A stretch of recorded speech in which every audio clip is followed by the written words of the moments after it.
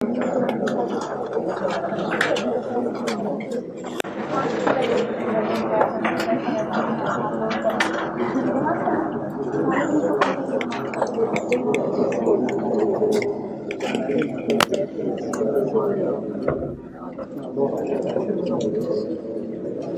ये ऐसे ही छोड़े, लिखा हुआ था पिछली दफ़ा मैंने।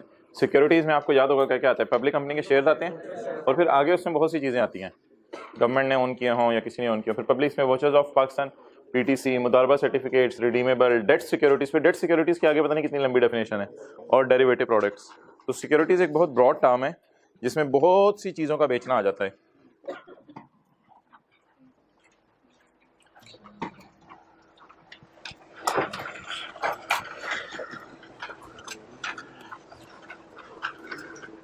Gain on security shall be computed on FIFO methods, and if shares are sold on same day, then average method will apply. तो जिन हजरात ने ये अगला पेज है, पेज 225 नोट्स का, ये तो किताब में तो वैसे पेज चेंज हो जाएगा, ये पुरानी किताब के नंबर लगे हुए हैं। अच्छा, FIFO और वेटेड एवरेज जो हम सफ़ा पढ़े थे उससे अगला है बस। तो अगर सिक्योरिटीज़ उसी दिन खरीद के उसी दिन बेची जाएँ, ये जो जिन हजरात ने इंट्रो नहीं पढ़ी हुई वो इंशाल्लाह कुछ दिनों के अंदर जो है वो जब इंट्रो ये पढ़ लेंगे तो इनको ये बात पता चल जाएगी। ओके, कहते हैं if securities, if the shares are sold on same date, अगर शेयर्स सेम डेट को बिके तो एवरेज मेथड अप्लाई होगा, और अगर ऐसा ना हुआ तो FIFO अप्लाई होगा।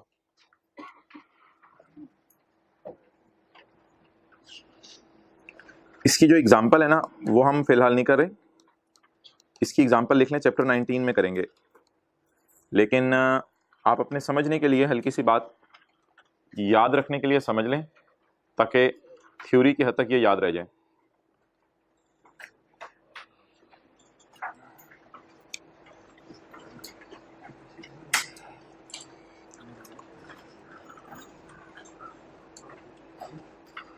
कहते हैं gain on security shall be computed on the basis of FIFO method. FIFO method क्या होता है? First in first out. जो चीज पहले आई वो पहले बिक गई, जो चीज पहले आई वो, ये जो इंट्रो फरमान इस पर पढ़े हैं वो लोग पढ़ लेंगे इंशाल्लाह। तो जो चीज पहले आई वो पहले बिक गई। अच्छा, अब बिल फर्ज आपके पास शेयर्स पड़े हुए हैं, कुछ शेयर्स आपने 50 रुपए के खरीदे थे, कुछ शेयर्स आपने 52 के खरीदे थे। सोचे सोचे, कुछ शेयर्स 50 के खरीदे थे, कुछ 52 के खरीदे थे। अब इनमें से आपने कुछ बेच दिए। अब समझ नहीं आ रही 50 वाले बेचे या 52 वाले बेचे, क्योंकि वो तो शेयर सारे अलमारी में इकट्ठे पड़े थे। तो आपने कुछ शेयर कितने के खरीदे थे? 50 रुपए के, कुछ 52 के, उनमें से चंद बेच दिए 60 रुपए के। अब समझ नहीं आ रहा कि 50 रुपए वाले बेचे हैं या 52 वाले बेचे हैं। बेचे तो 60 रुपए के हैं, सेल प्राइस तो पता है, कॉस्ट पता नहीं चल रही 50 है या 52 है। तो ऐसी सूरत के अंदर एज्यूम किया जाएगा FIFO। FIFO क्या मतलब? जो पहले आए थे वो पहले बिक गए। बहरहाल इसकी एग्जांपल करेंगे चैप्टर 19 में जब न्यूमेरिकल शुरू करेंगे। अगली चीज, लेकिन अगर शेयर सेम डे को बेच दिए जाएं, सेम डे को बेचने का क्या मतलब है? सुबह खरीदे 9 बजे 50 रुपए के कुछ शेयर, सुबह 50 रुपए के शेयर कुछ खरीदे 9 बजे, फिर 10 बजे 52 के कुछ शेयर खरीदे, महंगे हो गए थे, 10 बजे 52 के शेयर खरीदे, और 11 बजे वो शेयर 60 रुपए के बेच दिए। तो इसका मतलब है सेम ही डेट पे प्राइस बहुत फ्लक्चुएट कर रही है। तो ऐसी सूरत के अंदर first in first out method use नहीं होगा, बल्कि आपको याद है एक मेथड का एक और नाम भी था, वेटेड एवरेज मेथड या एवरेज मेथड। तो फिर एवरेज मेथड यूज होगा। एवरेज का क्या मतलब है? 50 और 52 की एवरेज क्या आएगी? 51। तो समझा जाएगा 50 वाले शेयर बिके, 52 वाले शेयर बिके, या 51 वाले शेयर बिके। हाँ, तो अब दो बातें अलग अलग बता दें। अगर तो डेट ऑफ परचेज और डेट ऑफ सेल डिफरेंट है तो FIFO, और अगर date of purchase date of sale attentive है, अगर date of purchase date of sale same है तो एवरेज मेथड। अच्छा, FIFO क्या होता है? 50 वाले खरीदे थे, फिर 52 वाले खरीदे, फिर कई दिनों बाद 60 में बेच दिया। अब कौन से वाले बेचे? जो पहले खरीदे थे। पहले आप समझेंगे जो पहले खरीदे थे। और अगर सुबह 9 बजे खरीदे 50 वाले, फिर 10 बजे खरीदे 52 वाले, और फिर शाम को बेच दिए 60 रुपए के, तो क्या समझा जाएगा कि 50 और 52 वाले नहीं बेचे, दोनों की एवरेज में 51 वाले शायद शेयर थे वो बेच दिए। बहरहाल wait for the example. Clear? Okay, आगे। अच्छा जी, ये अगली चीज जो है वो रह गई थी हमारी, सेक्शन 37A। इसमें कहते हैं कुछ लोगों पे ना सेक्शन 37A लगता ही नहीं है। कुछ लोगों पे सेक्शन 37A, यानी ये लोग अगर पब्लिक लिस्टेड कंपनी के शेयर खरीद के बेचे ना, तो इन लोगों पे सेक्शन 37A लगता ही नहीं है। Provisions of section 37A, section 37 में लिखे गए बुनियादी असूल shall not apply to the following persons. ये बस एक लिस्ट ही है, याद कर लें। बैंक पे नहीं लगता। नॉन बैंकिंग कंपनीज कुछ होती हैं, ये जो नॉन बैंकिंग कंपनीज होती हैं ना, इसकी एक मिसाल हमने पढ़ी हुई है, हाउस बिल्डिंग फाइनेंस कॉरपोरेशन। इसको नॉन बैंकिंग इसलिए कहते हैं कि ये बैंक तो नहीं है, लोगों को आम पर्पस के लिए लोन नहीं देती, खास पर्पस के लिए लोन देती है, तो इसलिए इसको कहा जाता है नॉन बैंकिंग फाइनेंस कंपनी, लोगों को फाइनेंस देती है। हाउस बिल्डिंग फाइनेंस कॉरपोरेशन इसकी एक मिसाल पड़ी थी। अच्छा जी, banking company, non banking finance companies, मुदारबा, मुदारबा होता है कुछ बंदों ने पैसे डाले, कुछ बंदों ने सर्विसेज दी। और a company in respect of debt securities only, ये कंपनी अगर डेट सिक्योरिटीज बेचे तो इन लोगों पे ये सेक्शन नहीं लगेगा। अच्छा, ये प्लीज इससे मिक्स ना कर दीजिएगा, ये मुदारबा सर्टिफिकेट्स यहाँ कुछ और मतलब है और यहाँ मुदारबा कुछ और मतलब है, तो ये समझाने में मुझे 10 मिनट लग जाने कि इन दोनों में क्या फ़र्क है। लीव इट, ये सवाल ना पूछने बैठ जाइएगा, इधर मुदारबा लिखा हुआ है, इधर मुदारबा सर्टिफिकेट लिखा हुआ है, तो नहीं, इन चक्रों में मत पड़ें। बस ये एक लिस्ट है, मजबूरन आपको इसे क्रैम करना पड़ेगा। अभी याद कर लें बैठे बैठे। बताएं जी, banking company, non banking finance company, insurance company, मुदारबा। असल में ना मुदारबा सर्टिफिकेट एक सफ़ा होता है और मुदारबा कोई बिजनेस होता है, इसलिए ये दो अलग अलग चीज़ें हैं। और a company in respect of only, companies अगर क्या बेचे तो ये सेक्शन नहीं लगेगा, कंपनीज अगर क्या बेचे तो ये सेक्शन नहीं लगेगा। हाँ, ये बात लिंक होनी चाहिए। कंपनीज अगर डेट सिक्योरिटीज बेचें तो ये सेक्शन नहीं लगेगा, लेकिन कंपनीज अगर पब्लिक कंपनी के शेयर्स बेच दें तो लगेगा। कंपनीज अगर वाउचर्स और पीटीसी बेच दें तो ये सेक्शन लगेगा। क्लियर? क्या चीज? मैं एक मिनट, एक कंपनी है ना, कंपनी ने किसी और कंपनी के शेयर खरीदे हुए हैं, तो अब वो कंपनी किसी और कंपनी के शेयर खरीद के अगर बेचे कल को, तो बिल्कुल ये सेक्शन लगेगा उसके ऊपर। कंपनीज वाउचर्स ऑफ पीटीसी बेचे तो ये सेक्शन कंपनी पे लगेगा, गेन इसी सेक्शन के मुताबिक निकलेगा। लेकिन अगर कंपनी क्या बेचे, डेट सिक्योरिटीज, तो फिर कंपनीज के ऊपर ये सेक्शन नहीं लगेगा। और बैंक्स के ऊपर तो ये सेक्शन वैसे ही नहीं लगना, यानी बैंक तो इनके लिए कौन से सेक्शन है भाई, इनके लिए सम अदर सेक्शंस हैं जो हमारे सिलेबस में नहीं है, सम अदर सेक्शंस अप्लाई। फिर कौन सा सेक्शन लगेगा, कम से कम वो हमारे स्कोप में नहीं है, लेकिन हमें पता होना चाहिए ये चीजें ऐसी हैं, ये इदारे ऐसे हैं, अगर ये बेच दें तो फिर इन पे ये सेक्शन नहीं लगेगा। ओके,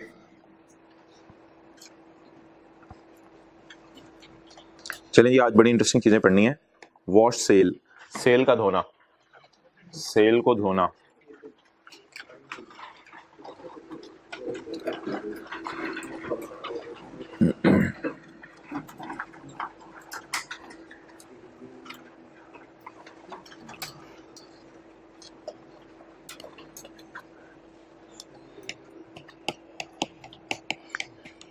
ये आपका एक पोर्टफोलियो है। पोर्टफोलियो क्या होता है? पोर्टफोलियो होता है, आप समझ लें, ब्रीफ केस।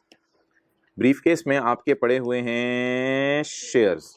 अब शेयर्स आपके कई कंपनीज के पड़े हुए हैं, कंपनी ए के, कंपनी बी के, सी के, डी के, ई के, एफ के, आपने मुख्तलिफ कंपनीज के शेयर खरीदे हुए हैं। अच्छा, आपने एक कंपनी के शेयर्स बेचे, कंपनी ए के शेयर्स सोल्ड कर दिए। जब कंपनी ए के शेयर्स आपने बेचे तो आपको आया गेन 70 मिलियन का। अब आप ये सोच रहे हैं कि यार 70 मिलियन के गेन पे मैं टैक्स दूं, 12.5% का रेट पड़ा था, तो 70 मिलियन के गेन पे मैं टैक्स दूं, ये तो बड़ा मुश्किल हो जाएगा मेरे लिए, तो मैं क्या करूं, इस टैक्स से कैसे बचूं? तो आपने क्या किया, आपने इस पोर्टफोलियो में नजर मारी, शेयर खंगाले, इधर इधर इधर इधर करके। कंपनी बी के भी शेयर आपके पास पड़े हैं ब्रीफ केस में, कंपनी सी के भी पड़े हैं, डी के भी पड़े हैं, ई के भी पड़े हैं, एफ के भी पड़े हैं। जैसे ही आपकी नजर पड़ी ना कंपनी डी के शेयर्स पे, आपने कहा यार ये तो बाजार में अगर मैं बेचूं ना तो इस पे तो मुझे लॉस आता है, ये बाजार में बेचूं इस पे मुझे, हाँ आप अंदाजा लगा सकते हैं ये मैंने कितने के खरीदे थे, आज कितने के बिक रहे हैं, तो आपको अंदाजा लग गया कि यार ये अगर मैं बेचता हूं ना इसमें मुझे लॉस आता है, और आपने बोल्ड स्टेप लिया, आपने कहा यार देखी जाएगी, बेचो यार इनको। आपने कंपनी डी के शेयर्स सोल्ड, बेच दिए, उन पे लॉस आया आपको 50 मिलियन का। आप बता दें हमारी नेट इनकम बची कितनी, 20 मिलियन, और हम टैक्स भी किस पे देंगे, 20 मिलियन पे। अगर तो ये ट्रांजैक्शन ऐसे चलती है तो इसमें कोई मसला नहीं है, इसमें कोई मसला नहीं है, खैर है, हुकूमत वाले ये लॉस माइनस करने देंगे, आपको 20 मिलियन पे टैक्स देना पड़ेगा। लेकिन आपने चंद दिन वेट करके, जाहिर बात है जब आपने एक चीज़ सस्ती बेची है तो वो बाजार में सस्ती हो चुकी है, तो आपने 4-5 दिन बाद जाके दोबारा कंपनी डी के शेयर खरीद के बास्केट में डाल लिया, दोबारा कंपनी डी के शेयर खरीद के, दुनिया बहुत आगे जा रही है, बड़ी बड़ी गेम्स हो रही हैं, तो आपने वो दोबारा 2-4-5 दिन बाद शेयर खरीद के दोबारा बास्केट में चुप करके डाल लिया। अब जब ये डाल लिए आपने तो हुकूमत को इस पे एतराज होगा। अब ये ना कहिएगा हुकूमत को कैसे पता चलेगा, वो लॉ में हम अज्यूम करेंगे टैक्स पे सच बोलता है। तो आपने जब वो बास्केट में डाले तो हुकूमत को इसका एतराज होगा, हुकूमत कहेगी वो बेचना ही क्या जिसको बाद में खरीद लें। सिमिलरली आप घर में कोई गाड़ी बेचें, 4 दिन बाद वही गाड़ी घर में बाहर लाके खड़ी हो, मैं पागल हो गई क्यों बेची थी। तो इसको कहते हैं आर्टिफिशियल लॉस रिकॉर्ड करना। कौन सा लॉस रिकॉर्ड करना? Artificial loss. आपने अपनी सेल को खुद धो दिया है। सेलें कैसे धुलती हैं? कोई चीज सेल की हुई आप घर में वापस ले आए तो कहा जाएगा सेल को आपने सिरे से ही वॉश कर दिया। तो इस ट्रांजैक्शन पे लॉ मेकर को एतराज नहीं, लेकिन अगर आप कंपनी डी के शेयर महीने के अंदर अंदर, महीने का टाइम दिया लॉ मेकर ने, कंपनी डी के शेयर महीने के अंदर अंदर खरीद लें तो ये जुर्म है, इसके खरीदने की इजाजत नहीं है, आपको नहीं खरीदने चाहिए थे। इसका मतलब है आपका बेचना नियत ही नहीं थी। हो सकता है किसी बंदे ने आपको इंफॉर्मेशन दी हो, यार फिलहाल इनको बेच दो, नुकसान आ रहा है, नुकसान आने की वजह से आप बच जाओगे, आपको कम टैक्स देना पड़ेगा, वो बाद में खरीद लेना। बाद में आपने क्यों खरीदी? अब आप कह रहे हो कि सस्ती चीज इसने क्यों खरीदी, पागल है। बाद में किसी ने बताया होगा कि फ्यूचर में 3-4 महीने में इंशाल्लाह दोबारा इस कंपनी ने ग्रो कर जाना है। वो तो लोग अपनी एक्सपेक्टेशंस वो तुक्कों पे चलते हैं। तो बहरहाल हमारा असूल सादा सा बन गया, शेयर बेचने के बाद 1 महीने तक खरीदने की इजाजत। अगर आपने खरीद लिए महीने के अंदर अंदर तो ये लॉस क्या हो जाएगा? डिसअलाउ हो जाएगा। ये लॉस क्या हो जाएगा? डिसअलाउ हो जाएगा। अब कंक्लूजन क्या बना? नोट इफ, बोले इफ कंपनी डी, कुछ बोले ना, शेयर्स आर, बोले ना आर बॉट, सोल्ड तो कर दिए उसने, आर बॉट, बोले आगे, within 1 month of sale, then कौन सा वाला, ई वाला, ए वाला, देन बोले then loss is not allowed. ये लॉस माइनस करने की इजाजत नहीं है। अब फिर आप 70 पे टैक्स देंगे या 70 - 50 पे? 70 पे। Okay, you have 1 minute to note it down, not more than that. और ये वॉश सेल है, इसके बाद अगली चीज भी है एक। So it is very simple concept. Urdu में मतलब ही समझ आ जाता है। सेल करके आपने वॉश कर दी बाद में, यानी दोबारा खरीद लिया। वो अभी आ रही है, वो अगली मिसाल आ रही है।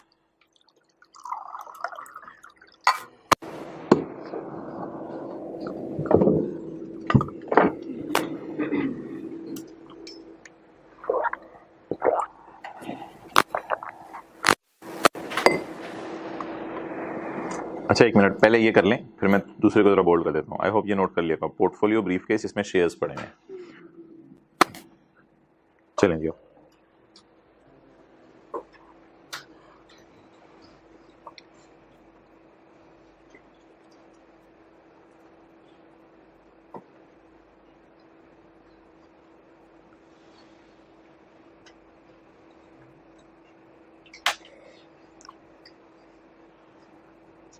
भाई, पढ़ भी लिया करें, घर जाके साथ साथ याद भी कर लिया करें। इतनी कुर्बानी देते हैं, सुबह सुबह उठते हैं आप लोग, सारे काम कुम छोड़ के कुर्बानी दे के आके इधर बैठते हैं, फिर घर जाके पढ़ते नहीं, फिर फायदा नहीं होता। आखिरी 2 रोज देखें खाली पड़ी हैं, कभी आते नहीं हैं। रहने तो बस देख ली 1-2 ने काफी। अच्छा जी,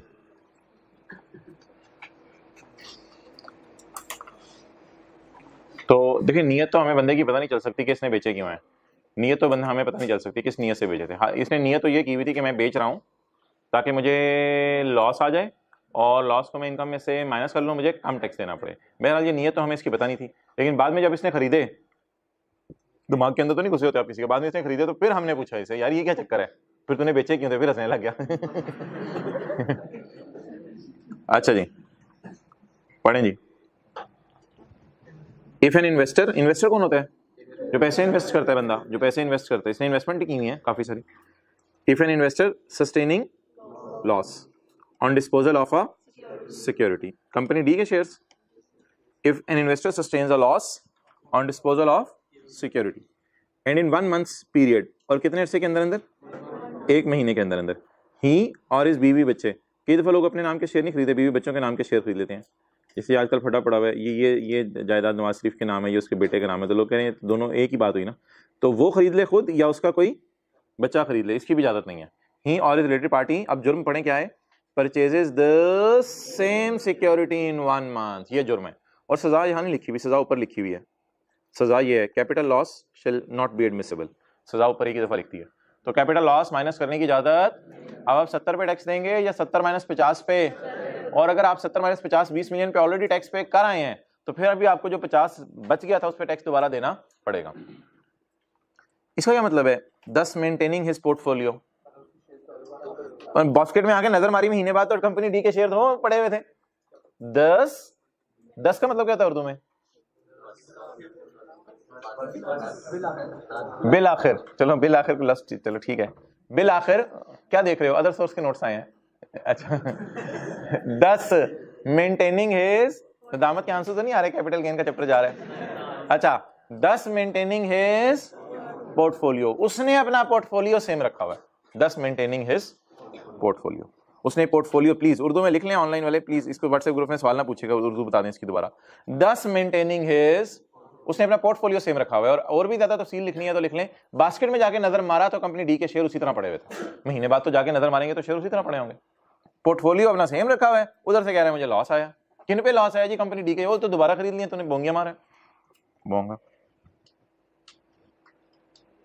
अच्छा ये आगे आ जाइए, टैक्स स्वैप सेल, पहले मैं टैक्स स्वैप सेल कराऊंगा। ओके ये जो कंपनी डी है ना, अब मैं एग्जांपल बदल रहा हूं, ये मेरी एग्जांपल 2 है, चलिए डी कंपनी निकाल ही देते हैं मिसाल से, इसको कर देते हैं company Bata, company Bata. Bata company के आपने शेयर्स बेचे,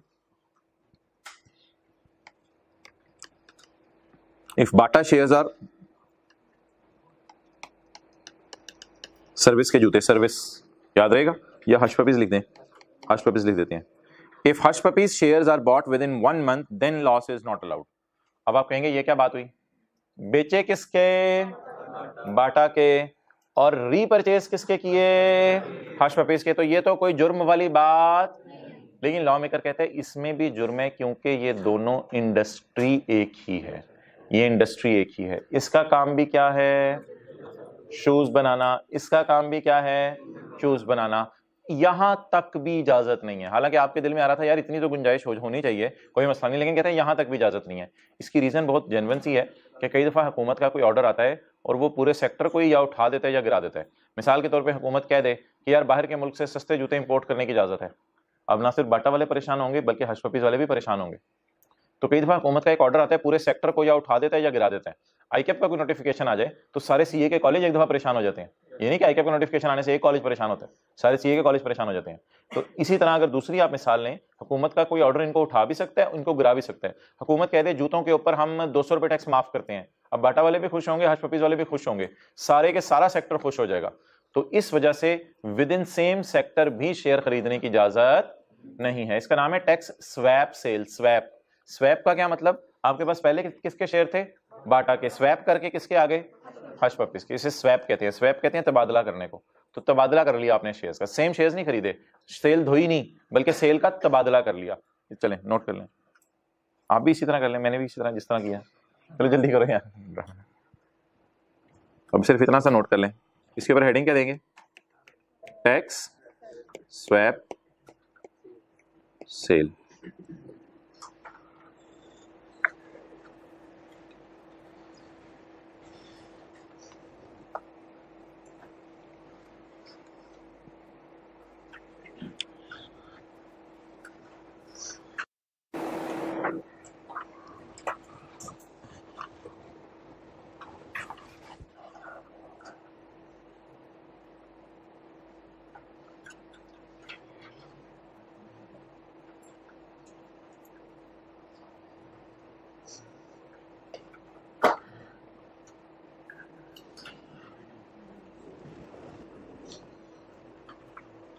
चलें जी,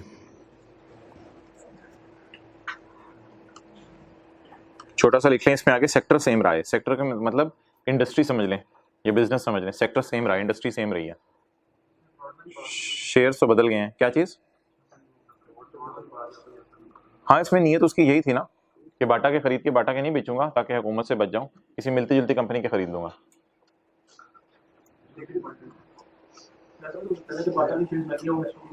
हाँ वो तो फिर अलग चीजें है ना, लेकिन लॉ मेकर ने एक इशू तो एड्रेस करना था। हो सकता है आप रिक्वेस्ट करें, वो कहे चलो ठीक है मैं आपको अलाउ कर देता हूँ। रिलेटेड पार्टीज की बात नहीं है, ये सेम ही बंदा है, उसके बीवी बच्चे भी खरीदने कोई मसला नहीं, लेकिन ये रिलेटेड पार्टी नहीं है बाटा और हश पपीज, दोनों के अपने अपने सेटअप हैं। मैं ये कहना चाह रहा हूँ, जो बात मैंने आपसे पहले बड़ी तफसील से कर दी, कि बाटा के शेयर्स आमतौर पे मार्केट में बढ़ते हैं, हश पपीज के भी बढ़ते हैं, हुकूमत का कोई ऑर्डर आता है जिससे सारे सेक्टर को फायदा या नुकसान होता है, तो आप सेक्टर के अंदर सेम रहें। 1 मंथ वाली कंडीशन है, लेकिन वाज़ेह तौर पे उसने यहाँ लिखी नहीं हुई। इन दिस केस, इस केस में क्या होगा, अलग गेम होगी। इन्वेस्टर हु रियलाइज द, वो इन्वेस्टर जिसको लॉस आया है, does not repurchase the same share, same share नहीं बाय करेगा, सेम सिक्योरिटी बाय नहीं करेगा। In this case he chooses another similar security in the, similar और सेम में फर्क होता है उसमें, सेम सेक्टर सिमिलर सिक्योरिटी, क्या मतलब, same sector, shoes manufacturing is same sector, लेकिन सिक्योरिटी सेम नहीं है, सिमिलर है, मिलती जुलती, किसी और कंपनी के शेयर आपने खरीदे, लेकिन प्लीज सेक्टर सेम रहा है। क्या सेम रहा है? सेक्टर सेम रहा है, लेकिन सेक्टर क्या है दोनों का? जूते बनाना। आगे उसने ऐसे ही बस तमहीद बांधने के लिए बात लिख दी है। थ्रू दिस, इसके जरिए, ही हैज अवॉइडेड टैक्स, उसने टैक्स क्या करने की कोशिश की है? अवॉइड करने की कोशिश की है। And has also maintain the portfolio, ना यहां तो आप कह रहे होंगे पोर्टफोलियो कैसे सेम रहा, अगली बात पढ़ें जरा। And has maintain the portfolio at same risk slash return, portfolio का रिस्क और रिटर्न सेम रहा है, जो बात मैं आपसे कर रहा था। यानी अगर हुकूमत ये कह दे कि जूतों के ऊपर टैक्स माफ है, तो फिर सारी इंडस्ट्री खुश हो जाएगी, सारी इंडस्ट्री का रिटर्न बढ़ जाएगा। और हुकूमत ये कह दे कि बाहर से जूते मंगवाने की इजाजत है, तो सारी इंडस्ट्री क्या महसूस करेगी? रिस्क महसूस करेगी। बताएं, रिस्क एंड रिटर्न सेम रहा है या सिक्योरिटी सेम रही है? रिस्क एंड रिटर्न सेम रहा। और पिछले में क्या सेम रही थी? सिक्योरिटी सेम रही थी। इस बात को दोबारा पढ़े, आसान सी बात है लेकिन जहन में रह जाए। दस थ्रू दिस, इसके जरिए उसने टैक्स लायबिलिटी को क्या कर दिया है? अवॉइड कर दिया है, और मेंटेन रखा है अपना पोर्टफोलियो। हमने कहा नहीं नहीं, पोर्टफोलियो तो मेंटेन नहीं है, बास्केट में नजर मारी तो हश पपीज के शेयर पड़े हुए हैं। कहते नहीं नहीं नहीं, पोर्टफोलियो कैसे मेंटेन रखे मैं बताता हूं। And has maintain the portfolio at same risk and same reward profile. Profile से मुराद वही ब्रीफ केस में, ब्रीफ केस में शेयर तो किसी और कंपनी के हैं, लेकिन रिस्की उसी तरह है जिस तरह बाटा के शेयर थे, उसी तरह हश पपीज के शेयर भी रिस्की हैं।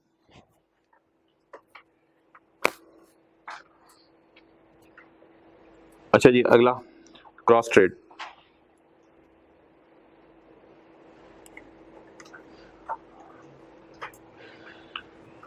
ब्रोकरेज हाउस,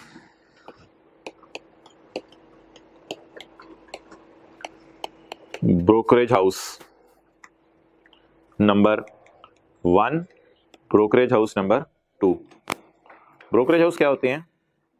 ब्रोकरेज हाउस ये होते हैं कि जिनके पास बड़े बड़े लेवल पे शेयर्स पड़े होते हैं, जिसको आप होलसेल में नहीं कहते, इतने शेयर्स पड़े होते हैं, इनका काम ही शेयर खरीदना बेचना होता है, लोगों के लिए भी खरीदते बेचते हैं, इनके अपने भी शेयर्स होते हैं, अपने भी खरीदे बेचे होते हैं।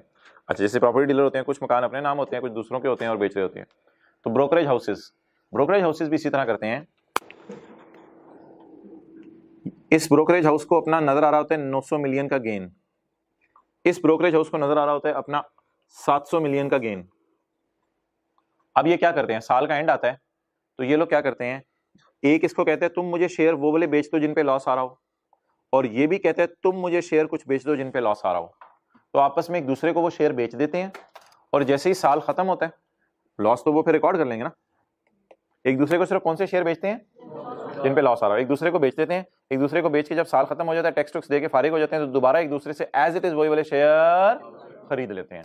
तो इसे कहते हैं, इसको कहते हैं क्रॉस ट्रेड। कौन सी ट्रेड? इसने इसको बेच दिए और इसने शेयर इसको बेच दिए, ये क्रॉस हो गया, तो it is called as cross trade. तो इसकी भी इजाजत नहीं है। अपने लॉसेस इतने नहीं होंगे ना, लॉस बेचेंगे तो आएगा ना। और अगर किसी थर्ड पार्टी को बेच दी इन्होंने, तो फिर तो मसला हो जाएगा, वो फिर मानेंगे नहीं वापस बाद में खरीदवाने को। तो ये आपस में पहले गेम करते हैं, आपस में एक दूसरे से तय कराते हैं, और आपस में अक्सर लोग जानने वाले भी होते हैं, तो ये आपस में एक दूसरे से पहले तय करा लेते हैं, हम तुम्हें बेच रहे हो भाई, हमारी चीज वापस, हाँ हाँ हाँ तेरी चीज वापस कर देंगे, परेशान ना हो। तो सिर्फ एक दूसरे को वो चीजें बेचते हैं जिन पे आर्जी तौर पर क्या रहा हो, बाद में वही अपनी चीज वापस किसी से खरीद लेते हैं।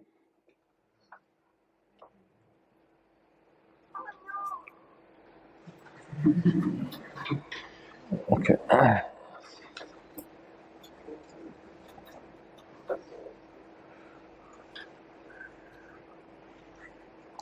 ओके, चलिए जी पढ़ें।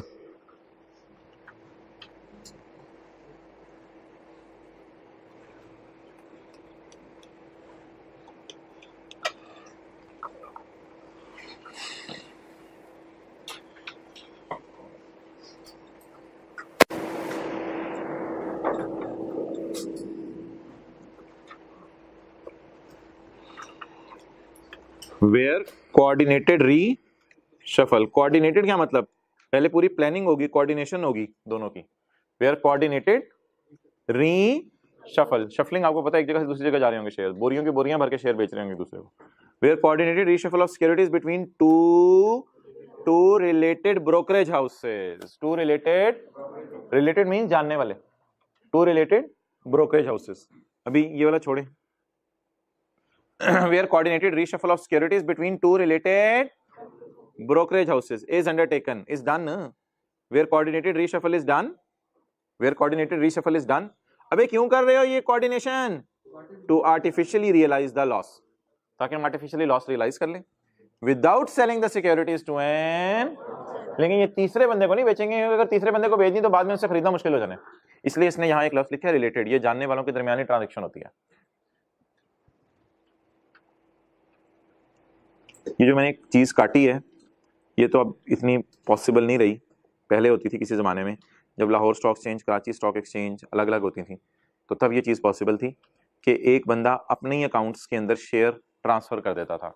यानी एक बंदे का लाहौर में भी स्टॉक एक्सचेंज में अकाउंट है और एक बंदे का कराची में भी स्टॉक एक्सचेंज में अकाउंट है, तो लाहौर वाले पे भी कुछ गेन पड़ा हुआ है, कराची वाले में भी कुछ गेन पड़ा हुआ है, तो लाहौर और कराची से ऐसे शेयर्स ट्रांसफर एक दूसरे को कर देता था जिन पे क्या आ जाए, और बाद में साल गुजरने के बाद वापस उसी अकाउंट्स में दोबारा वो ट्रांसफर कर देता था। लेकिन अब ये बात पॉसिबल नहीं रही, तो two related accounts of same person, ये पॉसिबल भी था लेकिन अब ये पॉसिबल नहीं है, अब दो ब्रोकरेज हाउस ही ऐसा करते हैं। अच्छा जी, तो इस तरह के अल्फाज जरा जहन में रख लें कि याद रहे। वॉश सेल क्यों थी पहले, क्योंकि बाटा के बेच के बाटा के खरीद लिए थे, तो सेल धुल गई थी। नीचे वाली स्वैप सेल क्यों थी, इसलिए स्वैप सेल थी कि आपने स्वैप किया था, आपने एक शेयर देके दूसरा शेयर बाय कर लिया था किसी और कंपनी का, लेकिन सेम कंपनी का नहीं, सिमिलर कंपनी का सेम सेक्टर में। और इसको क्रॉस ट्रेड क्यों थी, ये तो बड़ी डायग्राम वाज़े शो कर रही है कि क्रॉस ट्रेड हो रही है, उदासी सी हो रही है ना चैप्टर जो है। अच्छा जी, payment of advance tax on securities, securities के ऊपर एडवांस टैक्स पे करना। एक बच्चा कह रहा था चैप्टर पे चैप्टर खत्म हो जा रहे हैं, और भाईजान सब्र कर लें, जब सैलरी का चैप्टर आया ना तो आपने खुद कहने कब खत्म होगा, खत्म ही नहीं हो रहा। बिजनेस का चैप्टर आने दे, आपने ये कहना खत्म ही नहीं हो रहा। अच्छा जी, payment of advance tax on capital gain. Every investor other than, ये कौन बच जाएंगे फिर, एओपीज और कंपनीज, एओपीज और एवरी इन्वेस्टर अदर देन, यानी एओपीज और company shall electronically file a statement of advance tax on capital gain within 21 days after the end of and will pay tax.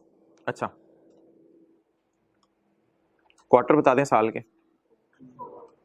1 जुलाई 2015 कर लेते हैं, तो ये 30 सितंबर, परेशान क्यों होते हैं, बोला करें यार, 31, कभी सही भी बोल देते हैं, 31 दिसंबर 15, बोले बोले आगे, 31 मार्च 16 ना यार, और ये 30 जून 16, साल के कितने क्वार्टर हो गए, 4 क्वार्टर हो गए। हर क्वार्टर का टैक्स आपने जमा करवाना है 21 अक्टूबर को, 21 जनवरी को, 21 अप्रैल को और 21 जुलाई को।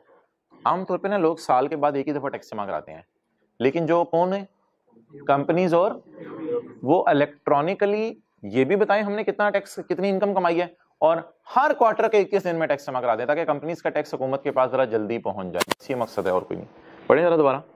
ऐसा हो सकता है ना आपने इस क्वार्टर में भी कुछ शेयर बेचे हो, कुछ इस क्वार्टर में शेयर बेचे हो, फिर कुछ, तो जो शेयर इस क्वार्टर में बेचे हैं उनका टैक्स 3 महीने खत्म होने के बाद जो 21 दिन आए, उन 21 दिनों के अंदर अंदर जमा करवा दें। ये कौन सी तारीख बन जाएगी, आपके समझने के लिए लिखा हूं, 21 अक्टूबर। अब जरा पढ़े, समझ आ रही है। Every investor share electronically file electronically एक स्टेटमेंट जमा कराएगा। किस चीज की स्टेटमेंट? Of advance tax. क्यों बोला जा रहा है इसको? साल खत्म हो गया टैक्स जमा कराना है या साल के दौरान ही मांग लिया है? साल के दौरान ही टैक्स मांग लिया। आमतौर पे तो टैक्स कब मांगा जाता है? साल खत्म होने के बाद, लेकिन इनसे साल के दौरान ही एडवांस में मांग लिया। एडवांस टैक्स जमा करवाएंगे on capital gain within 21 days. किन 21 days? After the end of each quarter. तो साल में 4 क्वार्टर होते हैं, तो ये स्टेटमेंट भी जमा करवाएंगे कि हमने क्या क्या कमाया, और इसके साथ एक और चीज करेंगे, ही विल पे द, तो 2 काम करेंगे, underline, shall e file a statement number 1 और number 2 and will pay the tax. Shall e file statement पहला काम है और शेल पे द टैक्स दूसरा काम है।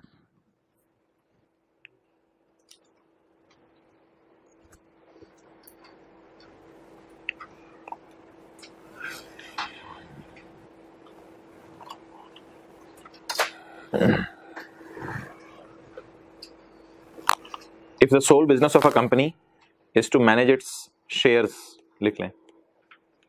If the sole business of a company is to manage its shares, अगर एक बंदे का काम ही शेयर खरीदना बेचना है of different subsidiaries, सब्सिडरी कौन सी होती है वैसे? जिसके आपने 50% से ज्यादा शेयर खरीदे हो, वो क्या बन जाती है हमारी? Subsidiary. If sole business of a company is to manage its shares in different subsidiaries, then income of a company would be dividend income। फिर हर साल इसको प्रॉफिट आता होगा, और जब ये शेयर बेचती होगी तो क्या आता होगा? Such income would be chargeable in that income from, जिसका काम, जिस कंपनी का काम ही, जिस कंपनी के लिए ये प्रोविजन सिर्फ, जिस कंपनी का काम ही शेयर खरीद के बेचना है, उसकी मेन इनकम 2 होंगी, या तो साल के एंड पे डिविडेंड आता होगा, या साल के एंड पे उनको, तो ये जो कंपनी है, इस कंपनी की सारी इनकम ही कहां गिर जाएगी? बोले इनकम फ्रॉम बिजनेस के अंदर। इन्वेस्टमेंट कंपनीज कहते हैं इनको, इन्वेस्टमेंट कंपनीज अक्सर नाम बोला जाता है। ये इनका काम ही शेयर्स खरीद के बेचना होता है। हाँ सकते हैं, ओके चलें जी, इट्स ओवर। अब वो भाई एक नोट्स बांटे, कैपिटल गेन की एक छोटी सी एग्जांपल मैंने नोट्स में डाली हुई है, तो वो इनको करवानी है। एक हमारा पॉइंट रहता है ना, 2-3 लाइनें रहती हैं, वो निकाल लें, वो करते हैं।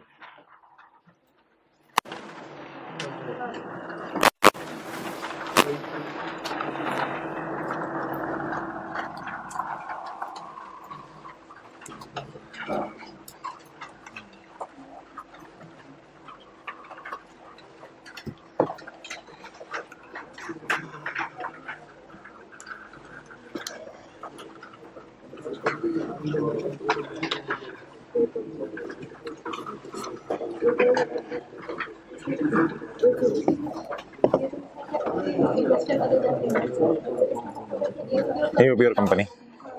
Every investor other than individual का मतलब क्या था? AOP और कंपनी की बात हो रही है।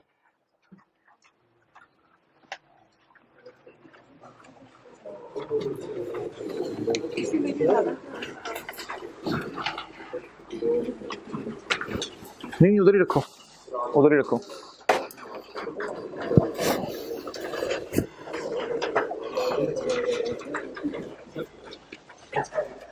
एक्स्ट्रा ले,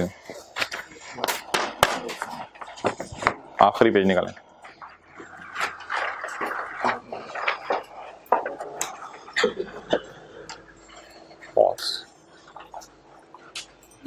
अच्छा, अभी ऑनलाइन के अंदर एक सफ़ा अपलोड हुआ है इस नाम से अलग से, जिसमें ये आपको एग्जांपल आ रही होगी कैपिटल गेन की। ये बुक में अवेलेबल नहीं है एग्जांपल। चलें जी, इस एग्जांपल को पढ़ना शुरू करें। ये एक सिनेरियो है जो हमने अभी तक छोड़ा हुआ था कैपिटल गेन के चैप्टर के अंदर, वो भी मैं खोल के आपको दिखा देता हूँ कहाँ पे था। ये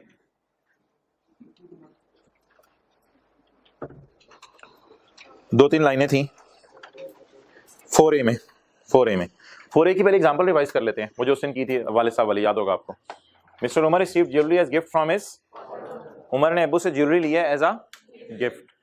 jewellery was purchase by father for rupees, अब्बू ने कब कितने की खरीदी थी? 10,000 की। Fair value of the jewellery at the time of transfer was, जब बेटे को दी ज्वेलरी कितने की थी, और उमर ने आगे कितने की बेच दी? 15,000 की। अब मैंने आपको क्या कहा था, इसमें देखिए 2 बंदे हैं, एक वालिद साहब है, एक बेटा है। सबसे पहले किसने खरीदा होगा? भाई इधर देखो, इस वक्त सबसे पहले किसने खरीदा होगा? वालिद साहब ने। कितने की? इसको इग्नोर करें, वालिद साहब ने कितने की थी इसको छोड़े। जब बेटे को मिली उस दिन कितने की थी बाजार में? 12,000 की। बेटे ने कितने की बेची? अब पहला और सादा सवाल तो सारे बंदे जवाब दे देंगे, बेटे ने कितने की बेची? 15 की। बेटे का गेन निकाल रहा हूं मैं। बेटे ने कितने की बेची? बेटे ने खरीदी कितने की? 0 रुपए की। लेकिन एज्यूम किया जाएगा बेटे ने फेयर वैल्यू में खरीदी। क्लियर? लेकिन इस रूल की एक एक्सेप्शन है जो 2-3 लाइनों में दी हुई है। वो एक्सेप्शन मैंने अलग से जो एक सफा अपलोड किया है 37-4A के नाम से, उसके अंदर मैंने डाल दी है, तो वो देख लें जी। ये क्या है? एग्जाम्पल दोबारा करते हैं। एग्जाम्पल ये वाली पढ़ें जी, नॉट इन बुक, ये बुक में नहीं है, तो ये आपको नोट ही करनी पड़ेगी घर में, या डाउनलोड कर लें। Mister Umar received jewellery as gift from his father. Example मैंने वही रखी है। ज्वेलरी वाज परचेज, थोड़ी सी फिगर्स बदली हैं। Jewellery was purchase by his father for ₹1 lakh in 2012। 2012 में अब्बू ने कितने की ज्वेलरी खरीदी थी बच्चों? 1 लाख की। Fair value of the jewellery at the time of transfer, बोले इन 2018 वाज, तो काफी साल गुजर गए, 6-7 साल अब्बू ने ज्वेलरी अपने पास रखी तिजोरी में। और 2018 में उमर को बुला के कहा, उमर यार ये तू रख ले यार, उमर तेरे लिए जेवर। अब्बू मेरे लिए जेवर? हाँ हाँ उमर तू रख ले यार। Fair value of the jewellery at the time of transfer in 2018 was, and Umar sold the jewellery for 3 lakh after 5 months. और उमर ने 5 महीने के बाद ज्वेलरी कितने की बेची? 3,30,000 की। तो अब बता दें जो हमने डिस्कशन की थी उसके मुताबिक आप मुझे बता दें कि गेन कैसे निकलेगा?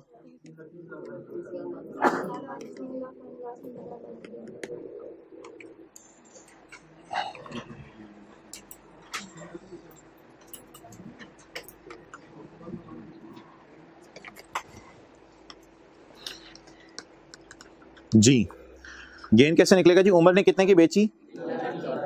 रिक्वायरमेंट नहीं पढ़नी अभी आपने। और उमर को जिस दिन मिली उस दिन बाजार में कितने की थी? 3 लाख की। तो गेन कितना आ गया? बाकी आपको वो 75% से मल्टीप्लाई करने की जरूरत नहीं है क्योंकि 5 मंथ्स के अंदर बेची है। क्लियर? It's over now. अच्छा, अब ना इसमें कई दफा ना ऐसा होता था कि लोगों की इंटेंशन में गड़बड़ होती थी। इसमें कई दफा ऐसा होता था लोगों की इंटेंशन में गड़बड़ होती थी। तो लॉ मेकर ने जरा इस चीज को पकड़ने की कोशिश की। लोगों की इंटेंशन में क्या गड़बड़ होती थी वो जरा सुन लीजिएगा, लेकिन जितनी बात करूं उससे आगे फिर हमें जाने की जरूरत नहीं। अब्बू सोच रहे थे मैं खुद बेचूं ज्वेलरी, लेकिन अब्बू ने कहा मैंने लाख रुपए की खरीदी हुई है, मैं अगर बेच भी दूं तो फर्ज करें जब 5 महीने बाद बेटे ने बेची उसी वक्त अब्बू की भी बेचने की नीयत थी, तो अगर मैं बेच भी दूं तो मैं लाख वाली बेचूंगा 3,30,000 की।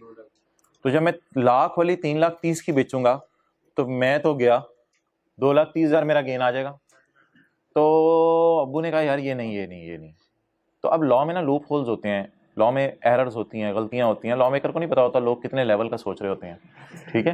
तो लोग इस तरह की लूप होल्स लॉ में से निकालते हैं और फिर उससे फायदा उठाने की कोशिश करते हैं। और ये जो मैं आपको लाइन पढ़ा रहा हूँ ये इस दफा नई आई है लॉ में, ये पिछले साल तक नहीं थी। ये गेम जो लोग कर रहे थे लॉ मेकर को पता नहीं चल रही थी कि अब्बू क्या करना। अब अब्बू ने क्या गेम डाल, सॉरी अमीन साहब ने क्या गेम डाली उमर के डैड ने।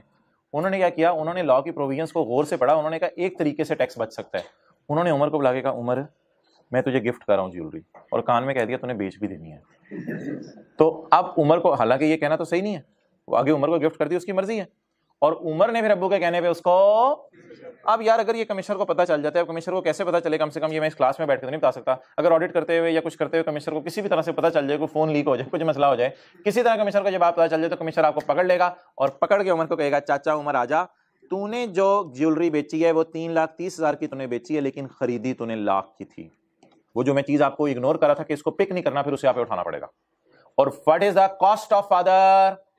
1 लाख। अब आप 3 लाख को इग्नोर कर देंगे सवाल में। ये किस दिन की फेयर वैल्यू है? जिस दिन उमर को मिली। लेकिन अगर लॉ मेकर ये साबित कर दे कि वालिद और बेटा मिले हुए थे, अगर लॉ मेकर ये साबित कर दे वालिद और बेटा मिले हुए थे, तो फिर ऐसी सूरत के अंदर जरा सोचें, फिर वालिद और बेटा मिले हुए थे तो फिर वालिद ने कितने की खरीदी थी और उमर ने कितने की बेची? तो मिले हुए हैं दोनों। बस वालिद ने फिर लाख की खरीदी है, बेटे से जानबूझ के बिकवाई है 3,30,000 की। बेटे से बिकवाई है, सिर्फ बेटे को गिफ्ट करना नियत नहीं थी। लॉ मेकर ये समझ रहा है चीज को। तो फिर ऐसी सूरत में आप बताएं गेन शूट अप कर गया, कहां पे चला जाएगा? 2,30,000। अब ये पेपर में पता कैसे चलेगा हमने कैसे सॉल्व करना है? पेपर में ना आपने कभी नहीं समझना वालिद और बेटा मिलेंगे आपस में, पेपर में कभी नहीं आपने समझना वालिद बेटा मिलेंगे, हमारी तो सोच भी नहीं जा सकती ना ऐसी बात में, कोई गेम करनी हो वालिद और बेटा मिल जाए आपस में, अनलेस सवाल कह दे कि वालिद और बेटा आपस में मिल गए हैं। जरा रिक्वायरमेंट पढ़ें। Calculate gain loss assuming commissioner has not treated such gift arrangement as a part of, commissioner ने इसको टैक्स अवॉइडेंस नहीं समझा, यानी वालिद और बेटा अच्छे हैं। इंग्लिश पे फोकस करें बार बार। Calculate gain loss assuming commissioner has not treated gift a tax avoidance scheme, tax avoid करने की स्कीम बना रहे हैं बेटा और अब्बू। कमिश्नर कहते हैं नहीं नहीं नहीं ऐसी बात नहीं, अच्छे बच्चे हैं। फिर ऐसी सूरत में तो पुराने तरीके से गेन हमारा अलग से कैलकुलेट होगा। पुराना तरीका क्या था? 3,30,000 माइनस 3 लाख। लेकिन अगर कमिश्नर को शक हो जाए या कमिश्नर साबित कर दे कि मिले हुए थे तो फिर क्या करेंगे? The commissioner has treated such gift arrangement as a part of, commissioner ने समझ लिए कि ये टैक्स अवॉइडेंस हुई है तो क्या करें फिर? तो वो कहते हैं तुम लोग टैक्स अवॉइड करना चाह रहे हो, has assumed such gift as tax avoidance। Commissioner को पता चल गया कि आप टैक्स अवॉइड करना चाह रहे हैं, वो आपको टैक्स अवॉइड नहीं करने देगा। अब क्या करेगा? बोले 3,30,000 में से 1 लाख माइनस करवा देगा और आपको क्या कहेगा कितने पे टैक्स दो? 2,30,000 में। तो वो चीज जो मैंने लास्ट क्लास में क्या कही थी, इग्नोर करनी है, फादर की कॉस्ट, वो कब ली जाएगी? इंग्लिश बोलें, वो कब ली जाएगी? यहां when commissioner has treated the gift arrangement a part of, अगर कमिश्नर कह दे कि अवॉइडेंस स्कीम में दोनों मिले हुए थे आपस में तो फिर आप वो फादर वाली कास्ट मजबूरन आपको लेनी पड़ेगी, जिससे इग्नोर करने का था। लेकिन अगला सवाल मेरा उसी जगह है कि अगर सवाल में इन दोनों में से कोई लाइन भी ना लिखी हो, सिंपल सवाल में लिखा होता कैलकुलेट गेन लॉस, वो भाई बेटा और अब्बू नहीं मिलते, इस तरह की 2 नंबरियां नहीं होती, फिर हम अज्यूम करेंगे नॉर्मल तरीके से टैक्स निकालेंगे। क्लियर? जैसे कि क्लास में भी सवाल कराया था, वो जो भी सफे पे दिखाया था उसमें कोई ऐसी लाइनें लिखी हुई थी, तो नॉर्मल तरीके से गेन लॉस निकालेंगे। तो ये नॉर्मल तरीके है और ये एबनॉर्मल तरीके। इसमें हमेशा सवाल बताएगा क्या करना है। जरा इंग्लिश पढ़ लें, इंग्लिश पढ़ लें। कितने महीने में बेचा इसने? 5 मंथ्स में। However, commissioner may treat such gift arrangement a part of, commissioner इसको क्या समझ सकता है? ये तो आपके नोट्स में अवेलेबल है ना, ये लाइन तो मैं यहां वैसे अपने समझने के लिए लिख दी है जरा आसानी के लिए, ये तो आपकी बुक में अवेलेबल है, कल परसों जो मैंने करानी थी। However, commissioner may treat, तो however, commissioner may treat such gift arrangement as a part of, in case may treat का क्या मतलब है? ये कोई पक्का ठका रूल है या अगर उसका दिल चाहा? अगर उसका दिल चाहा, जरूरी नहीं है कि उनको हदफ ही पकड़े। However, commissioner may treat such gift arrangement as a part of, in case the capital asset acquired through gift is disposed of within, अगर बाप बेटा मिल भी जाएं और 2 साल बाद बेच दें, खैर है, 2 साल नहीं बेचना, बस 2 साल। अगर बाप बेटा मिली भगत करके 2 साल बाद बेच दें तो खैर है, कोई मतलब 2 साल में पता नहीं क्या क्या कहानियां बदल जाती हैं, प्राइसेस में कितना डिफरेंस आ जाता है। बाप बेटा अगर मिल जाए तो कितने साल के अंदर अंदर नहीं बेचना, तो ये तो कितने महीने के अंदर बेच दिया था इसने? 5 महीने के अंदर बेच दिया था। तो ये गेम डालनी है तो कितने साल में नियत करने के बाद डालनी है गेम? 2, गिफ्ट देने के बाद 2 साल के अंदर अंदर बेचना है, और गिफ्ट देने के 3 साल बाद बेचा और मिले भी हुए थे तो फिर कोई हर्ज नहीं, फिर नॉर्मल तरीके से गेन निकलेगा।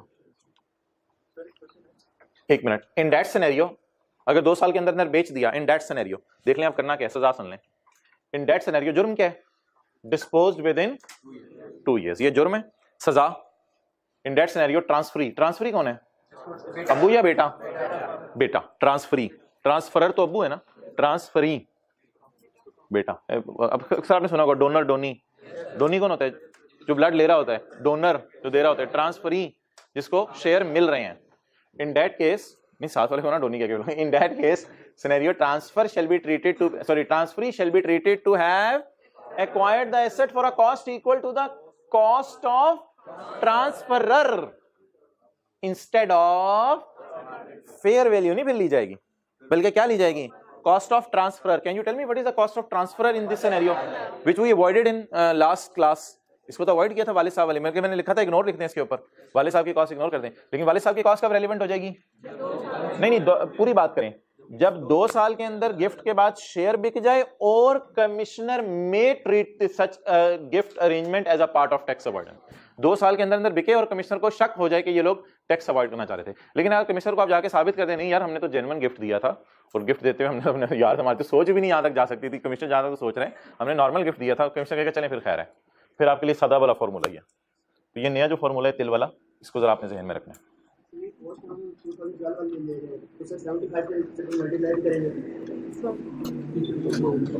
होर्डिंग में हाँ कर सकते हो आप उसमें को, ये भाई कह रहे हैं कि कॉस्ट 2012 वाली ले रहे हैं तो 75% से मल्टीप्लाई कर दें, वो कर दें, आपको हर्ज नहीं, उसमें कर दो मल्टीप्लाई, इसमें ये वाला बेनिफिट इनको दे दो, यू कैन, ये मैं सोल्यूशन अपलोड करते हुए भी कर दूंगा, ठीक है। ओके तो ये इस दफा लॉ में प्रोविजन आई थी।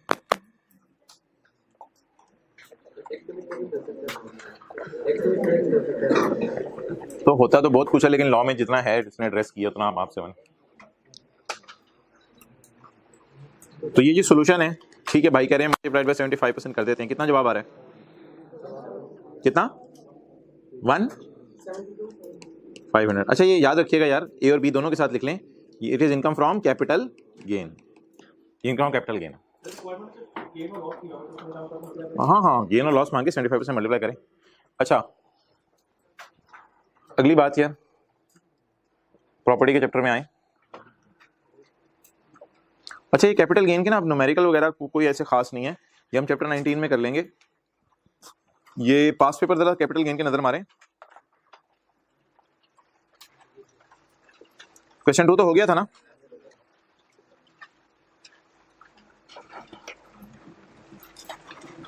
अच्छा अब आप अगर क्वेश्चंस करना चाहें तो it's up to you. Question 4 tick करनी आप कर सकते हैं। डीएचए में प्लॉट बेचा है, पेंटिंग बेची है, ज्वेलरी बेची है, एनी प्रॉब्लम, मसला तो नहीं होगा। आगे चलें, क्वेश्चन 6 का पार्ट ए आप नहीं कर सकते क्योंकि वो एम्प्लॉय शेयर स्कीम है, पार्ट बी भी नहीं कर सकते इसका, ये भी न्यूमेरिकल है, छोड़ें इसको क्वेश्चन 6 को। क्वेश्चन 7 एक इनकम प्रॉपर्टी का सवाल भी करने वाला रहता है, चलें वो कल देख लेंगे फिर। क्वेश्चन 7 कर लेते हैं जी, टेस्ट तो आज है ना बताया हुआ चैप्टर 4 के। और question 7, Ashiq has 5000 shares in Rumi private limited. Ashiq ने 5000 शेयर खरीदे हैं रूमी प्राइवेट लिमिटेड के। तो 52% of the shares of Rumi private are held by Delta PLC. Delta PLC कोई कंपनी है, 52% shares are held by Delta PLC which is owned by British government. बता दें, ये समझ आ गई होगी बात की आपको।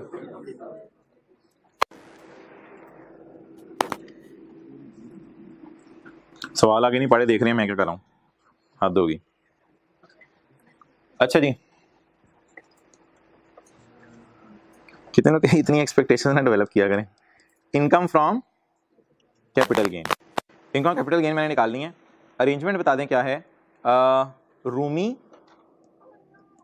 ये क्या है, रूमी प्राइवेट लिमिटेड एक कंपनी है, मोबाइल है किसी का, रूमी प्राइवेट लिमिटेड एक कंपनी है और इसके 52% of shares are held by, बोले 52% of shares are held by, बोले डेल्टा पीएलसी। इसके 52% शेयर्स किसने खरीदे हुए हैं जी, डेल्टा पीएलसी ने।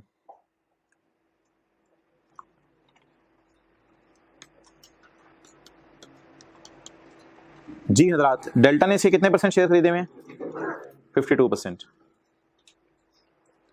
विच is owned by British government. अब ओन्ड से मुराद 100% ही लेंगे, और तो कुछ लिखा नहीं हुआ, फुल्ली ओन्ड, और क्या करें, तो विच इज ओन्ड बाय बोले ब्रिटिश गवर्नमेंट 100%। इस सारे पॉइंट की रोशनी में बता दें रूमी प्राइवेट लिमिटेड क्या है। सॉरी यार, ये यार बताया करो भाई, नहीं ये तो आप बाद में क्यों बता रहे हो, देखते रहा करो। तो इस सारे पॉइंट की रोशनी में बता दें कि रूमी क्या है, पब्लिक है, प्राइवेट है, पब्लिक है। वाई, ऐसी कंपनी जिसमें कोई और कंपनी 50 या उससे ऊपर शेयर खरीद ले और उस कंपनी को 100% फॉरेन गवर्नमेंट ने ओन किया हो, तो ये नीचे वाली कंपनी क्या बन जाती है, पब्लिक। इस पब्लिक कंपनी में 52% डेल्टा ने खरीदे हुए, तो 5000 हमारे जैसे गरीब आशिक ने भी खरीदे हुए हैं। 5000, कोई 5000 शेयर कुछ भी नहीं होते कंपनी में, कुछ शायद 1-2% हो, 1-2% भी शायद ना हो। 52% डेल्टा ने खरीदे हुए हैं और कुछ 4-5 हजार शेयर किसने खरीदे हुए हैं, आशिक ने। ओके हाँ यार, नहीं लिखा हुआ डेल्टा फॉरेन कंपनी है, बिल्कुल आपने जेन्युइन सवाल किया, अजम्पशन ले लेना पेपर में, और क्या करें, अब इसी तरफ टेस्ट करना चाह रहा होगा ना। Okay, Ashiq inherited this shares from dad on 1 January 2021। Ashiq को अब्बू ने ये शेयर दिए थे। His father had purchased this shares on 31 May 2019 से प्राइस ऑफ, ओ भाई फादर की प्राइस इग्नोर करते हैं, ये जो भी मैंने आपको सवाल कराया ना, वो तो बड़ा ही अजीब सा कोई सिनेरियो था, इसको छोड़ें। वो सवाल में कहीं नहीं अभी लिखा हुआ कि फादर और बेटा मिले हुए हैं, तो बस इसको छोड़ें। ये किसकी कॉस्ट है, फादर की कॉस्ट है। ये किसकी कॉस्ट है, the market value of the shares at the time of inheritance was आप बताएं जी बेटे को कितने के पड़े? वैसे तो 0 रुपए के पड़े, लेकिन बेटे के लिए कॉस्ट क्या ली जाएगी? ऑन 30 जून 2022 आशिक बेच रहे हो शेयर? आशिक ने कहा हाँ मैं बेच रहा हूँ। आशिक सारे बेच रहे हो? नहीं नहीं यार मैं आधे शेयर बेच रहा हूँ। आपने देखा 7 वाले को आधे शेयर, 7 वाले ने कहा पाई उत्ते वे 5000 खरीदे। हाँ हाँ हाँ अच्छा जी, तो आशिक ने कितने शेयर बेच दिए? आधे। मिले कितने थे? 5000 in Rumi private limited. Price of, भाई आशिक तेरे मजे लगे हैं यार, किधर है तू? ज्यादा मजे लगे। 300 वाली चीज कितने में बेच दी? 325 में। When the breakup value of RPL was 350 पर शेयर। अच्छा ये कंपनी ना हमारे लॉ की नजर में पब्लिक है, लेकिन वैसे ये कंपनी लॉ में इसे कंपनी को क्या कहते हैं? हमारे लॉ की नजर में तो शायद इसलिए पब्लिक है ना कि फॉरेन गवर्नमेंट ने, और वो सारी लंबी कहानी चल रही है। तो वैसे जो आमतौर पे आपको पता है जो प्राइवेट कंपनीज होती है ना, उनके शेयर स्टॉक एक्सचेंज में नहीं बिक रहे होते। एक बात जरा गौर से सुनिएगा, बड़ी गौर से, बड़ी गौर से, बड़ी गौर से। ये जो प्राइवेट कंपनीज होती है ना, इनके शेयर बाजार में बिक नहीं रहे होते। तो प्राइवेट कंपनीज के शेयर्स की फेयर वैल्यू नहीं इतनी आसानी से पता होती। तो प्राइवेट कंपनी की शेयर की फेयर वैल्यू के लिए वो लफ्ज यूज करता है ब्रेकअप वैल्यू। अगर आज कंपनी ब्रेक हो जाए तो क्या मिलेगा हमें? इसको कहते हैं ब्रेकअप वैल्यू या फेयर वैल्यू। प्राइवेट कंपनी के शेयर्स की फेयर वैल्यू निकालना क्यों मुश्किल है? क्योंकि स्टॉक एक्सचेंज में ट्रेड नहीं हो रहे। हमारे लॉ की नजर में तो ये पब्लिक है, मैंने माना, लेकिन असल में तो है तो प्राइवेट है ना ये कंपनी लॉ वालों की नजर में। तो इसलिए मोहतरम ब्रेकअप वैल्यू की जगह आप अपने समझने के लिए लिख लें फेयर वैल्यू। वैसे फेयर वैल्यू शेयर की गिवन होती है हमें। अगर ये कंपनी क्या होती, स्टॉक एक्सचेंज वगैरह की कंपनी होती तो शायद हमें फेयर वैल्यू भी गिवन होती, लेकिन फेयर वैल्यू की जगह इसने कौन सी वैल्यू दे दी? Breakup value. यार अभी जो परसों तरसों मिसाल की थी अब्बू और बेटे वाली, तो उसमें तो 3 चीजें दी हुई थी, आज 4 चीजें दी हुई हैं। 250, 300, 325, 350 हमारा दिमाग और उसकी दही। तो आज 4 चीजें दी हुई हैं, उस दिन कितनी चीजें दी हुई थी? 3 चीजें दी हुई थी। भाई इसमें कोई मुश्किल बात नहीं है। एक चीज असल में मैंने आपको अगले किसी चैप्टर में पढ़ानी है, बिजनेस के चैप्टर में, वो बात सारे चैप्टर्स के लिए एप्लीकेबल होगी, लेकिन इससे मिलती जुलती बात शुक्र है हमने प्रॉपर्टी के चैप्टर में पढ़ ली हुई है। तो इसलिए शायद 325 और 350 के ऊपर जब मैं बहस शुरू करूं, तो अगर इनका प्रॉपर्टी का चैप्टर आपका अच्छा है तो आपको ये बात समझ आ जाएगी। इनका प्रॉपर्टी के चैप्टर में एक चीज हमने पढ़ी थी कि घर का किराया जो आया और जो फेयर वैल्यू है विच एवर इज हायर, वो इनकम में ऐड करते हैं। सिमिलरली आज कैपिटल गेन के चैप्टर के लिए एक बात सुन लें, उसने बाजार में बेचे कितने के, बाजार में बिक कितने के सकते थे? बिल्कुल उसी तरह, 100% उसी तरह। घर का किराया आया कितना? 325। घर का किराया मार्केट में कितना आ सकता था? 350। What is higher? 350। तो 325 को हम इग्नोर कर देंगे, हायर को लेंगे ए तो हो गई कंसिडरेशन, और बी क्या लेनी है? अब consideration will be higher of, बोले एक्चुअल रिसीव। ये रूल हमने वैसे कैपिटल गेन के चैप्टर में नहीं पढ़ा कहीं, लेकिन ये एक चैप्टर में आऊंगा और वहां बताऊंगा आपको कि ये कैपिटल गेन के चैप्टर में जाके इसको अप्लाई कर दें। लेकिन इससे मिलता जुलता रूल शुक्र है हमने कहां पढ़ा हुआ है। अच्छा जी, बेचा कितने का? अब 4 सवालों के जवाब दे दें। अब्बू ने कितने का खरीदा? 250 का। जिस दिन बेटे को दिया कितने का था? बेटे ने आगे बेचा कितने का? बेटा बेच कितने का सकता था? पहले डिसाइड कर लेते हैं ए क्या है और बी क्या है। इन दोनों में से बता दें ए क्या है? 350। हायर ऑफ एक्चुअल और fair market value whichever is higher. तो ये हो गया कंसिडरेशन ए। और व्हाट इज कॉस्ट? अब्बू की कॉस्ट लेनी है या बेटे को जिस दिन मिला उस दिन की फेयर वैल्यू लेनी है? इसको तो सिंपल 250 के साथ इग्नोर आप लिख लें। ये तो हमने पहली क्लास 2-3 दिन पहले पढ़ा था, इग्नोर करना है। और वो ऐसी कोई गेम नहीं है जो अजीब सी हमने थोड़ी देर पहले पढ़ी है। ऐसा कोई अरेंजमेंट तो नहीं लिखा हुआ, टैक्स अवॉइडेंस अरेंजमेंट वाली लाइनें तो नहीं लिखी हुई कोई, वो लाइनें अजीब सी थी, इनको छोड़ें। तो मोहतरम इसको तो आप क्या कर दें? इग्नोर। अब यार मुझे बता दें ए क्या है और बी क्या है? एक्सेलेंट। ए है 350 और बी 300। एक देखें इसको ब्रैकेट में लेके इसको 2500 से मल्टीप्लाई कर दूं, साथ ही फारग हो जाए काम। 2500 से क्यों मल्टीप्लाई कर दूं? Sale minus cost into quantity, 5000 shares पे गेन निकालने या जितने बेचे 2500। जी आप बता दें 1 लाख। अब मैं देखूं ये होल्डिंग पीरियड 1 साल से ज्यादा या नहीं देखना। होल्डिंग पीरियड 1 साल से ज्यादा या नहीं चाचूज, ये सिक्योरिटीज का गेन है, ये तो सेपरेट ब्लॉक है। सेपरेट ब्लॉक का टेबल भी रह गया, आज देखना था, अब अगली क्लास में देखना पड़ेगा। टेबल 12:30 वाला याद है? मैंने कहा था कल आपको बताऊंगा, वो कल पता नहीं कब आना है, अगली क्लास में याद करा दीजिएगा, वो टेबल भी देखना सिखाना है। अच्छा जी बता दें इस पे होल्डिंग पीरियड मैंने क्यों नहीं दिया? वैसे होल्डिंग पीरियड बता दें कितना है? होल्डिंग पीरियड ना अब्बू के खरीदने से नहीं काउंट होगा। होल्डिंग पीरियड यहां से जिस दिन इसको मिला। आशिक inherited this shares on 1 January 2021। Ashiq को किसी ने इनहेरिटेंस में मिले? अब्बू ने किस दिन खरीदे थे?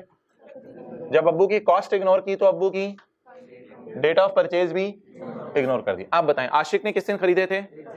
1 जनवरी 21 को। और आशिक ने किस दिन बेचे? कितना अरसा बीच में? 1.5 साल। लेकिन 1.5 साल को इग्नोर करें क्योंकि ये किसका गेन हम निकाल रहे हैं? सिक्योरिटीज। और सवाल की रिक्वायरमेंट क्या है? कंप्यूट गेन लॉस या टैक्स भी निकालना है? टैक्स भी निकालना है बंदा रख, पर गेन लॉस निकालना है ना। तो नंबर 1 रिक्वायरमेंट क्या है? Compute the gain loss. Point 1 किया या 2 किया हमने? What is the gain? बताएं ना पहले सवाल का जवाब। कंप्यूट गेन, जवाब बताएं। 1 लाख। दूसरा सवाल पढ़ें। करेक्ट हेड बताएं। करेक्ट हेड बताएं। Income capital gain security separate block. Income capital gain separate block. अगला सवाल, also identify whether the company is public और प्राइवेट। ये भी बताएं ये जो कंपनी है हमारी रूमी पब्लिक है या प्राइवेट है? बता दें ये रूमी क्या है? पब्लिक है। तो 3 सवाल इसने पूछे। नंबर 1 क्या पूछा है? गेन बताएं। नंबर 2 हेड बताएं। और नंबर 3 पब्लिक या प्राइवेट। और ये सवाल आप पढ़ लें। Point 2 what would be your answer in one above. ऊपर वाले में आपका आंसर कैसे बदल जाएगा? If 40% of the shares of RPL were held by provincial government and 48% bye British government, 40% provincial ने, 48 ब्रिटिश ने और 12% इंडिविजुअल लोगों ने खरीदे हुए हैं। आप बता दें क्या फेडरल गवर्नमेंट ने खरीदे, फॉरेन गवर्नमेंट ने खरीदे, किसी ऐसी कंपनी ने खरीदे जिसको फॉरेन गवर्नमेंट ने खरीदा हुआ है? आप बता दें इस सवाल का जवाब, whether the company is public और प्राइवेट। दूसरे सवाल का जवाब बताएं, कंपनी क्या बन जाएगी? Public, private, private. क्लियर? और दूसरे सवाल के अंदर मुझे ये बताएं कि गेन लॉस कैसे कैलकुलेट होगा? Gain loss, excellent. Gain loss calculate करते हुए किससे मल्टीप्लाई करना पड़ेगा? क्यों? क्योंकि खरीदने और बेचने की तारीख के दरमियान 1 साल से ज्यादा का अर्सा है। और गेन कौन सा होगा? सिक्योरिटीज का या नॉर्मल रिजीम का? नॉर्मल रिजीम का। नॉर्मल रिजीम का। क्यों? क्योंकि ये कंपनी क्या बन गई अब? अगर प्राइवेट कंपनी के शेयर्स बेचें तो बोलें क्या कैपिटल गेन नॉर्मल रिजीम होगा या सेपरेट रेट लगेंगे? नॉर्मल। और अगर पब्लिक कंपनी के शेयर्स बेचें सेपरेट ब्लॉक। कौन सा क्वेश्चन था? क्वेश्चन 7। 1 मिनट देख लें। क्वेश्चन 7। ये गेन पहले में हमने 1,25,000 निकाला है और दूसरे में 1,25,000 को किससे मल्टीप्लाई किया? इसमें हेड कौन सा है? और इसमें कैपिटल गेन ही हेड है लेकिन सिक्योरिटीज। सॉल्यूशन देख के अब सारी चीजें देख लेंगे और कोई मसला तो नहीं। ओवर।